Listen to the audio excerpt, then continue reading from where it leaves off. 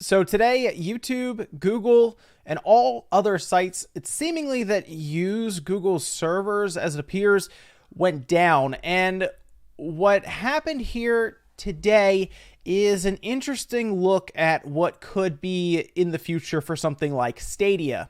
We've talked about tremendous upside for streaming games reaching a much larger audience, and the media's covered that as well, saying, hey, this could be really cool and this could be, the future of gaming. But every now and then, we're reminded as to why streaming games or streaming services without ownership of the game can become an issue.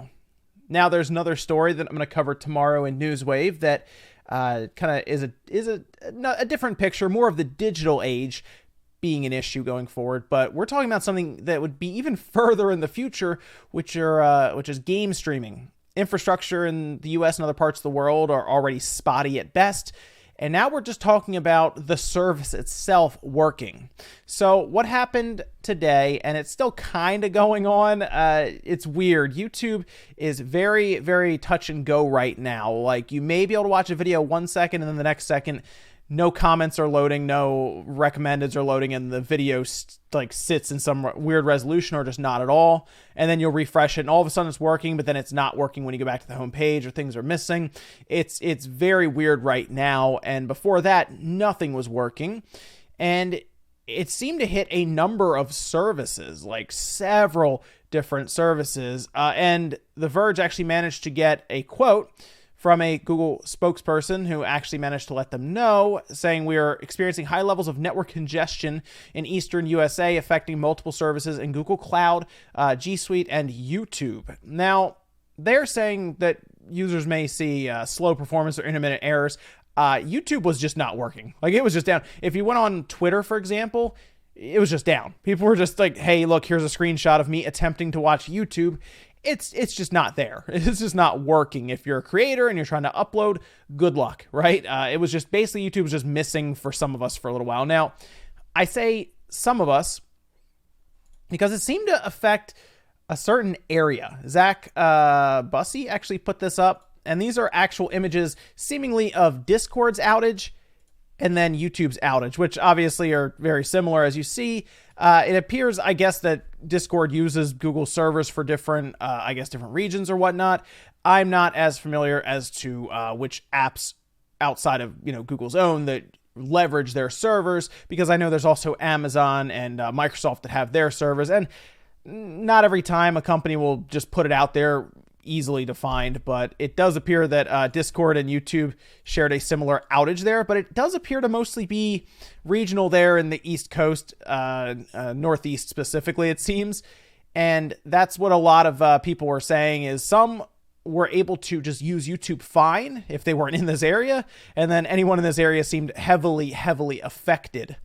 And what's interesting about that is, because it was Google's servers, it's not just YouTube that was struggling. I actually saw this interesting little graph here that were inquiries why something wasn't working, outage reports, for example. And you can see, just a ton. We're talking like there's YouTube, obviously. There's Snapchat. There's Pokemon Go. There's Nest. Interesting. I guess the best way to find out if I guess an application is using Google servers is when Google servers go down.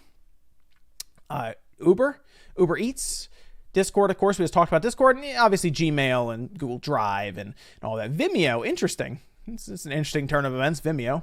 And Dauntless. So these are several that were pointed out, and it's interesting because this week there's supposed to be an event for Stadia.